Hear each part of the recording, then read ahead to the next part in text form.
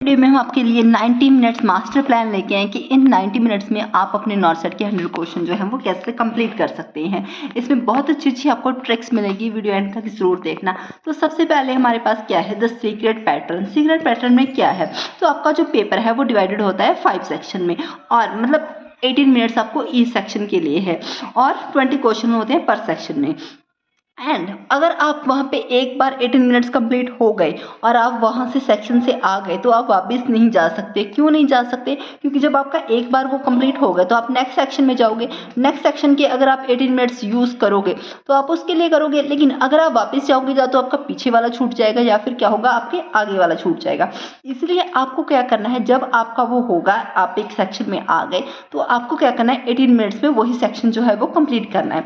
और दूसरी बात क्या है, आपको जो 1/3 नेगेटिव मार्किंग है उस पर भी आपको क्या करना है, ध्यान देना है। तो ये सिर्फ टेस्ट आपकी नॉलेज का नहीं है, ये आपके नर्व का टेस्ट है कि आप कितनी जल्दी क्या कर सकते हो, उसको अटेम्प्ट कर सकते हो, कितनी जल्दी क्वेश्चन देखते हो और कितनी जल्दी क्या करते हो, आंसर करते हो। तो इसके लिए मास्टर प्लान क्या है, मास्टर प्लान ये है कि 18 मिनट सेक्शन थ्योरी। तो अगर 18 मिनट्स है एक सेक्शन के लिए तो मतलब हमारे पास एक क्वेश्चन के लिए है 54 सेकंड।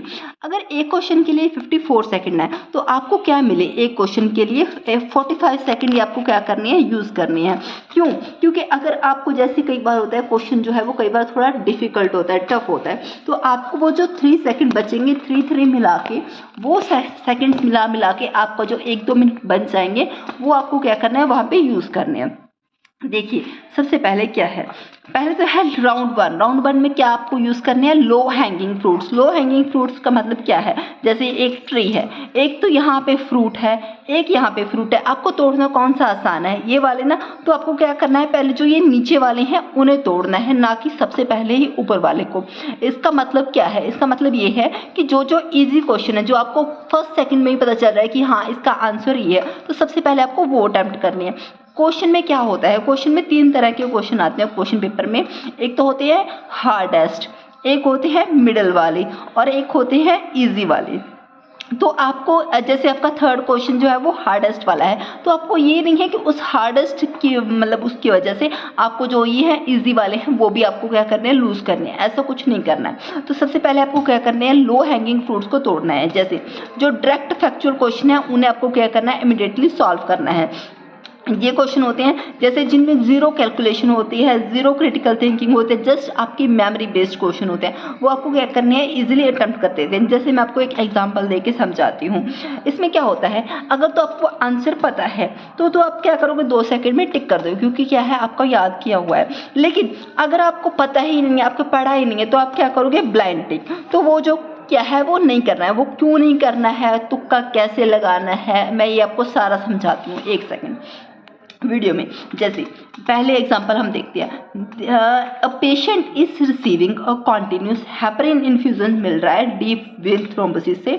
नर्स ने क्या किया, नोट किया है कि एपीटी इज सडनली एलिवेटेड, तो उसको कौन सा एंटीडोट जो है वो उसको देना चाहिए। तो इसमें क्या है, या तो आपको पता है कि हेपरिन का एंटीडोट जो है वो क्या है, या फिर नहीं पता है। तो अगर तो आपको पता है तो आपको ज़्यादा दिमाग लगाने की ज़रूरत ही नहीं है। जो आपके 45 सेकंड है वो आपको इस पे लगाने की ज़रूरत नहीं है। आप सिर्फ 2-3 सेकंड में क्या करोगे, अच्छे से ऑप्शंस पढ़ोगे, जो भी आपको लगता है जो भी है वो आप क्या करोगे, क्लिक कर दोगे। लेकिन अगर आपको पता ही नहीं है कि हेपरिन का एंटीडोट क्या है तो आप क्या कर रहे हो, ऐसी एक ब्लाइंड टिक मार के देख रहे हो। तो इससे क्या कर रहे हो, आप अपने जो हार्ड अर्नड जो 1 मार्क्स होगा वो किसी और क्वेश्चन में वो भी क्या कर दोगे, आप लूज कर दोगे। क्यों? क्योंकि होगी नेगेटिव मार्किंग। ऐसे ही अगर आपने 3-4 क्वेश्चन जो है वो गलत कर दिए, 3 क्वेश्चन गलत कर दिए, तो आपने जो एक पढ़ा होगा वो भी आपका क्या हो जाएगा, गलत हो जाएगा।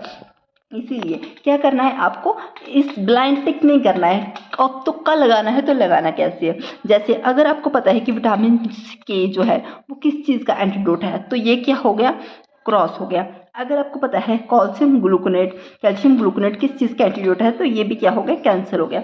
और आपको नहीं पता था कि हेपरिन किसका एंटीडोट है, लेकिन अगर आपको इन दोनों, क्योंकि ये दोनों बच के, इन दोनों में से अगर आप कुछ भी लगाओगे तो आपका हो सकता है वो क्वेश्चन जो है वो सही होने की चांसेस ज़्यादा है। लेकिन अगर आप ऐसी ब्लाइंड टिक लगा के आ जाओगे, वो क्वेश्चन क्या होगा, आपका 100% क्या होता है, गलत होने के चांसेस जो है वो ज़्यादा है।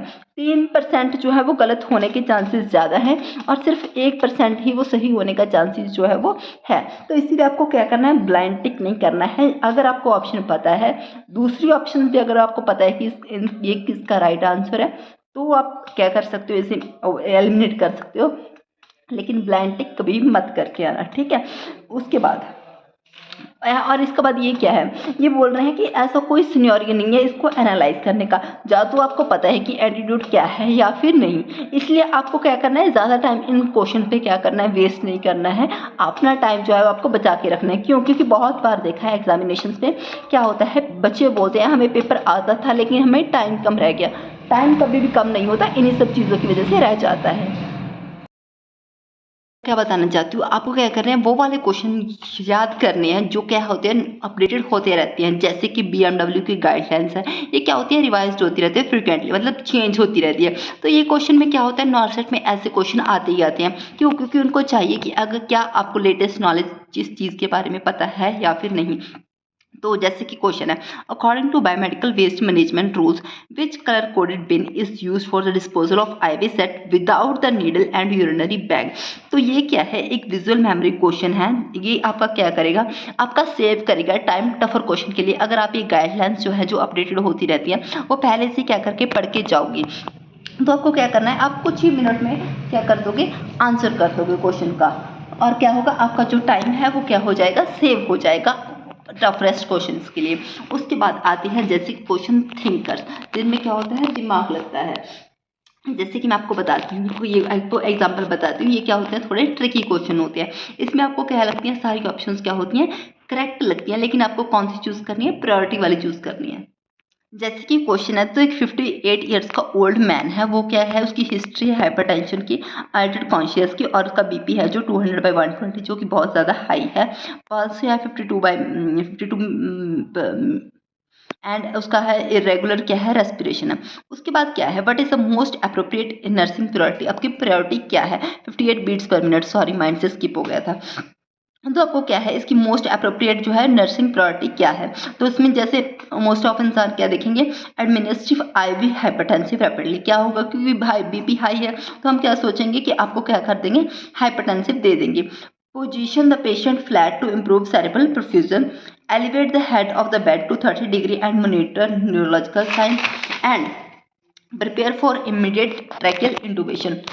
अब क्या है, अब हम इसका क्या करेंगे, आंसर देखेंगे। तो ये ट्रैप कहाँ पे है, ट्रैप यहाँ पे है कि ऑप्शन ए जो हमें अच्छी लगती है, but lowering BP too fast can cause stroke. अगर हम एकदम से उसका हाइपरटेंसिव हम दे के, एंटी हाइपरटेंसिव दे के अगर हम IV दे देंगे तो उसका क्या होगा, BP बहुत ज़्यादा डाउन चला जाएगा, तो उससे क्या हो सकता है, स्ट्रोक भी हो सकता है।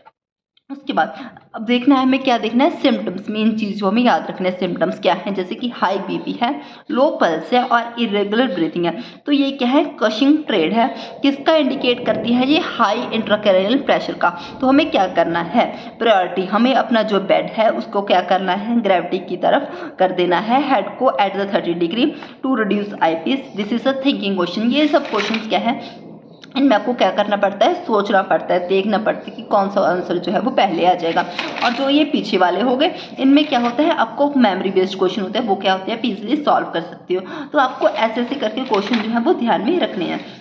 उसके बाद राउंड 2 सेफ्टी सिनेरियो, इसमें क्या करना होता है, आपको पेशेंट की सेफ्टी जो है वो सबसे ज़्यादा देखनी होती है, बाकी क्वेश्चन जो है वो आपको बाकी चीज़ें नहीं देखनी होती हैं। जैसे देखिए, while caring for a patient with the chest tube the nurse notes that the chest tube has accidentally become disconnected from the drainage system.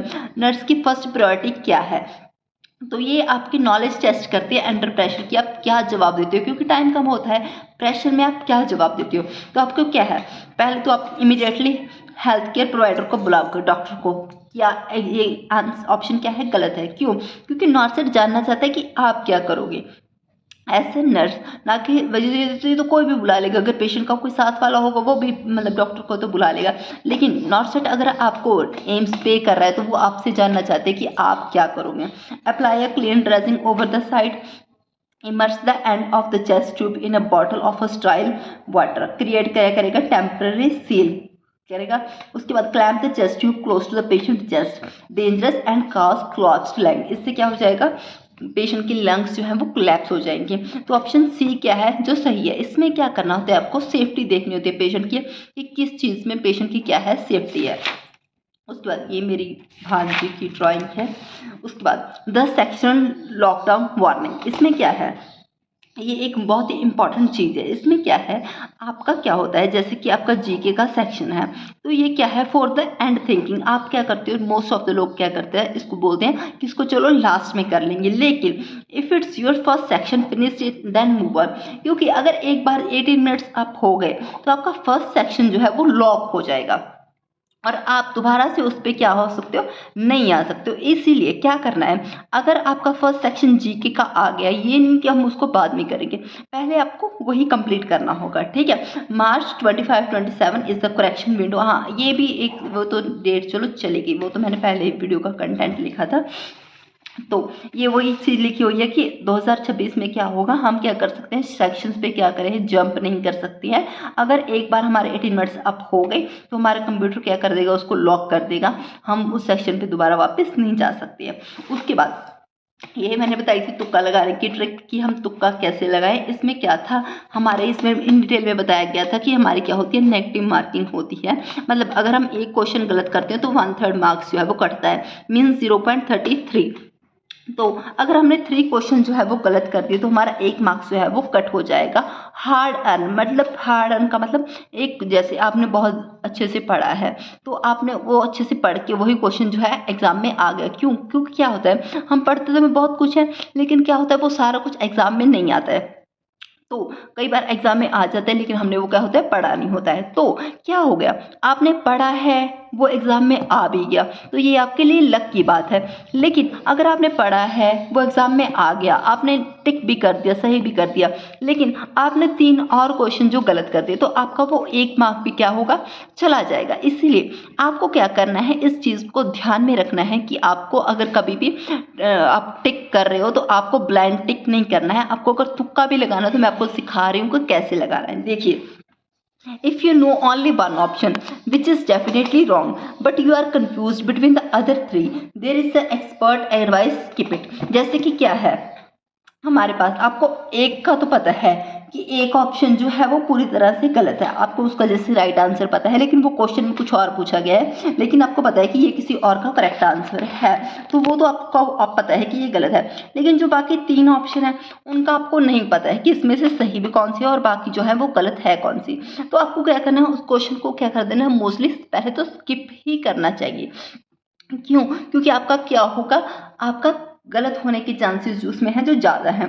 अगर आपको 2 ऑप्शन पता है कि जो पक्का गलत है तो आप एक कैलकुलेटेड रिस्क ले रहे हो। जैसे ऑप्शंस 4 ऑप्शंस है, उनमें से 2 आपको पता है कि पक्का गलत है लेकिन 2 में से आपको कंफ्यूजन है, तो आप क्या कर सकते हो, किसी एक को टिक कर सकते हो। क्यों, क्योंकि आपके सही होने की प्रोबेबिलिटी बनती है 50%। 50% सही भी हो सकता है, 50% क्या हो सकता है, गलत भी हो सकता है। लेकिन अगर चारों में से आप ऐसे कोई भी रैंडम टिक कर रहे हो तो आपके गलत होने की चांसेस ज़्यादा है और आपका जो ये क्वेश्चन का हार्ड अर्न मार्क है वो क्या होगा, चला जाएगा। एग्जाम्पल से देख के बता दें, a patient is diagnosed with acanthosis nigricans which underlying condition should the nurse suspect. तो क्या है, टाइप 1 हाइपर सेंसिटिविटी। तो इसमें क्या है, ये किसके लिए होती है, एलर्जी के लिए। अगर आपको पता है कि ये टाइप 1 हाइपर सेंसिटिव ये क्या होते हैं, एनर्जी के लिए, एलर्जी के लिए होती है, एनाफिलैक्सिस की होती है, तो आप क्या कर दोगे, इसको बिल्कुल ही गलत कर दोगे। विटामिन सी डेफिशिएंसी, ये विटामिन सी डेफिशिएंसी सबको पता है कि क्या होती है, स्कारबी के लिए भी होती है, इसलिए आपको क्या कर दोगे, इसको भी गलत कर दोगे। और अगर आप इन दोनों में से भी जैसे आपको नहीं पता है फॉर एग्जांपल, तो क्या है, इन दोनों में से अगर आप एक टिक कर रहे हो तो आप क्या कर रहे हो, कैलकुलेटेड रिस्क ले रहे हो। So even if you have never heard of, अगर आपने ऐसी डिजीज के बारे में जो मैं पीछे बताई है, अगर आपने इसके बारे में कभी नहीं पढ़ा है, क्योंकि क्वेश्चन ऐसे बहुत सारे होते हैं जिसके बारे में आपने नहीं पढ़ा होता है, तो because you know for sure that A and B are wrong, क्योंकि आपको पता है ए एंड बी रॉन्ग है, तो you are now in a 50-50 calculated risk zone between C and D. You must attempt this question because you know A and B are wrong, so you are in a calculated risk zone between C and D. तो C and D में से आप क्या कर सकते हो, एक टिक कर सकते हो, उसमें से क्या होगा, आपकी करेक्ट आंसर होने के चांसेस जो है वो ज़्यादा है। और एक और क्वेश्चन है, जैसे कुछ क्वेश्चन में क्या होता है, एक्सपेक्ट लिख देते हैं, नॉट लिख देते हैं। तो ऐसे क्वेश्चंस को क्या होता है, आपको बहुत अच्छे से देखना है। इनमें क्या होता है, आपको क्वेश्चन तो सारा सही देंगे, लेकिन ऐसे वर्ड डालने की वजह से क्या होता है, क्वेश्चन का पूरा मीनिंग ही चेंज होता है। जैसे मैं बताती हूँ, a nurse is providing discharge instruction to a mother of newborn. All of the following signs are of neonatal hypocalcemia. कई लोगों को क्या होता है, न्यूनेटल हाइपोकैल्शियम जैसे पढ़ा होता है, तो वो क्या करते हैं, इतना एक्सेप्ट जो होता है लास्ट में लिखा हो वो क्या करती है, नहीं पढ़ती। इसलिए आपको क्वेश्चन क्या होता है, कई बार हम एग्जाम में क्या होता है, हमारे पास टाइम कम होता है, तो हम जल्दी जल्दी में क्या करते हैं, कई बार इतना ही पढ़ के छोड़ देते हैं। तो ऐसे क्वेश्चंस के मतलब एंड तक पूरे क्वेश्चंस का जरूर देखना है। जैसे मैं आपको बताती हूँ, इसी क्वेश्चन को अगर हम पढ़ते हैं, nurses providing discharge instruction to a mother of newborn, all of the following signs of neonatal hypocalcemia. तो इसका आंसर जैसे बताया है, jitteriness and tremors, poor feeding और weak suck, high pitched cry, hyperglycemia. तो इसमें क्या है, मिस्टेक क्या करते हैं स्टूडेंट्स देखते हैं हाइपोकैल्शियमिया एंड टिटरनेस, तो ये क्या है, and because they know tetanus is a symptom, तो वो क्या कर देंगे, इसको क्या कर देंगे, मार्क कर देंगे इमीडिएटली, जिटरनेस सॉरी, एंड मूव कर जाएंगे नेक्स्ट क्वेश्चन पे। बट वो फॉरगेट कर जाएंगे कि ये क्वेश्चंस में क्या लिखा है, नॉट लिखा है, एक्सेप्ट लिखा है। So when you see expect not and false, stop for 1 second. जब भी अगर आप किसी क्वेश्चन पे देख रहे हो नॉट लिखा हुआ है, फॉल्स लिखा हुआ है, एक्सेप्ट लिखा हुआ है, ये क्वेश्चंस को क्या करना है, आपको अच्छे से पढ़ के जवाब देना है। क्योंकि हो सकता है आपको आंसर पता हो, लेकिन जल्दबाजी की वजह से आप क्या कर दो, आंसर को गलत कर दो। इसीलिए अगर ऐसा कुछ लिखा है तो आप उस क्वेश्चन को दोबारा से अच्छे से जरूर पढ़ें। एक और एग्जांपल से मैं आपको बताती हूँ, all of the following vaccines are included in the national immunization schedule 2026 to be given at 10 weeks except expect डाल दिया इसने, तो इसमें क्या है, ओपीवी है, पेंटावलेंट है, आरवीवी है और मीजल्स एमआर है। ठीक है, अब पता है स्टूडेंट्स को कि जो 6, 10, 14 वीक्स हैं वो क्या होते हैं, बिजी वीक्स होते हैं वैक्सीनेशन के लिए। तो वो क्या करेंगे, देखेंगे कि पेंटावलेंट और वो सोचेंगे कि yes this is right and mark it, but MR is given at 9 months and 10 weeks। तो इसका आंसर क्या होगा, वो उस पर डिपेंड करता है एक्सेप्ट पे, कि एक्सपेक्टेशन उन्होंने वहाँ पे डाल दिया है वर्ड एक्सपेक्ट, तो हम उसी के हिसाब से क्या करेंगे, आंसर देंगे, ना कि क्या करेंगे ऐसे आंसर कर देंगे। ठीक है, और अगर भी आपको फिर भी कोई डाउट है तो आप हमें पूछ सकते हैं, और भी अगर आपको कोई हेल्प चाहिए वो भी आप हमें पूछ सकते हैं। Thank you for watching.